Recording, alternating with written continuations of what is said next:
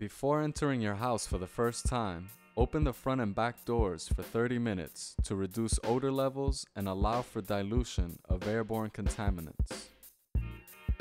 Photographs and critical documents displaying minor levels of mold growth may be salvageable by wiping with damp paper towels and a mild detergent solution.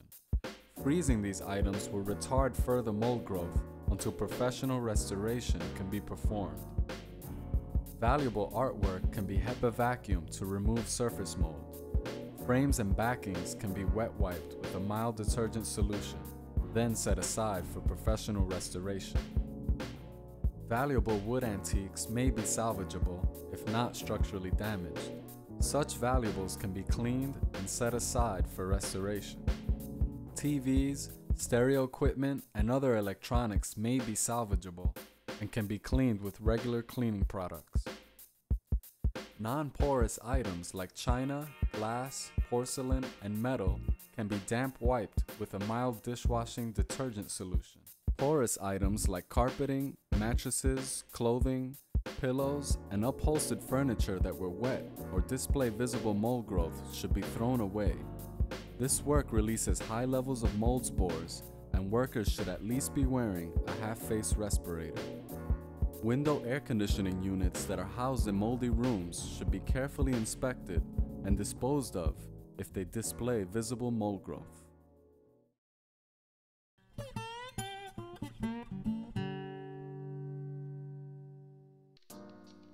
If mold growth covers more than 100 square feet or a 10 feet by 10 feet area, then it should be removed by mold remediation personnel. Under normal circumstances, more than 25 to 30 square feet should also be handled by trained personnel. However, under these emergency circumstances, we observed that many residents and volunteers are performing mold cleanup work that would normally be handled by trained mold remediation personnel. Regardless of who is performing the mold cleanup work, the work must be performed thoroughly and safely.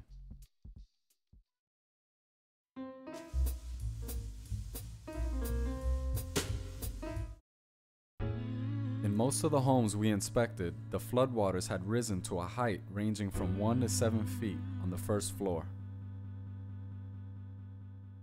Many homes display such extensive mold growth that complete gutting, also known as interior demolition, is necessary. Gutting is the ultimate form of mold remediation and should be performed by trained mold remediation personnel. Gutting may need to include the removal of all sheetrock and plaster walls and ceilings, all wood lath behind plaster, all non-structural wood studs and joists, all wood flooring, subflooring, cabinetry and trims, all vinyl flooring, all windows, all ductwork, all water damage air handlers, all electrical wiring, outlets, fixtures, and other equipment. Warning: the main power line must be disconnected by an electrician before starting work. Sheetrock acts like a wick, and in homes where floodwaters rose to a height of 2 feet on the first floor, severe mold growth covered the lower 4 to 6 feet of these walls. Before removing sheetrock, spray visibly moldy surfaces with water or cover with poly sheeting and duct tape to reduce dust release. Remove with minimum possible disturbance. It is the paper cover that mold likes to eat, and remember that both the front and the back sides of the sheetrock are covered with paper. Remove a minimum of 1 to 2 feet beyond visible mold growth on the front and back sides of the sheetrock. Bag for disposal. On plaster constructions, wet scrape by spraying water with one hand while scraping with the other to remove paint and weakened plaster and brown coat. Remove wood lath boards that were submerged and display visible mold growth. On structural wood, after the sheetrock and plaster are removed, the structural wood studs and joists and the interior face of clapboard siding should be inspected. Structural wood displaying mold growth should be cleaned by HEPA vacuuming, then bristle brushing with a non-phosphate detergent such as borax and a warm water solution. After cleaning, wood can be treated with a borate product such as termite proof, which may provide protection against wood rot molds and termites. Professional pest control operators may apply other borate products such as BoraCare with mold care.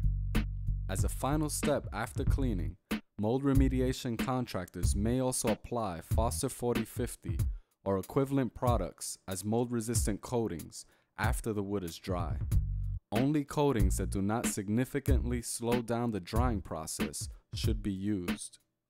On painted brick and cement, HEPA vacuum, then wet wire brush with a detergent solution to remove discoloration and precipitate deposits. For wood trims, remove and dispose of swollen doors. Remove base moldings and inspect backside. If visibly moldy, dispose of or scrub with the detergent solution. Then, allow to dry and encapsulate any remaining visible mold that may remain with a mold-resistant coating. To prevent wood rot, mold-resistant coatings should be applied only when the wood is completely dry. Wood door frames and window components displaying visible mold may be salvageable by cleaning, then refinishing, which may require professional restoration. Remove and dispose of all cabinetry, especially fiberboard or plywood, that had been partially or fully submerged or displays severe visible mold. Architectural quality wood cabinetry may be salvageable by removing, then cleaning with a detergent solution, then setting aside for professional restoration. Remove any cabinetry that impairs access to affected walls. For wood floors. For construction on pilings or piers, buckling will probably subside. Flooded wood plank floors with 2 layers of boards or laid over plywood should be removed and disposed of. Single layer wood plank floors nailed directly to joists may be salvageable. After all other remediation work, HEPA vacuum, then scrub floors with a detergent solution to prepare for sanding and refinishing. The final polyurethane coating will substantially prevent air infiltration from the crawl space below. In the crawl space, the floor joists and bottom surfaces of floorboards should also be cleaned by applying a detergent solution with long-handled bristle brooms. Workers must wear Tyvek suits, respirators, and eye protection. For construction on slabs, remove and dispose of all wood flooring and subflooring that were submerged. Ceramic flooring laid directly onto cement or concrete slabs may require only HEPA vacuuming, then washing with a detergent solution. Vinyl flooring should be removed and disposed of. Vinyl or ceramic flooring laid onto plywood should be removed and disposed of, including the plywood. The underlying cement or concrete should then be brushed with the detergent solution.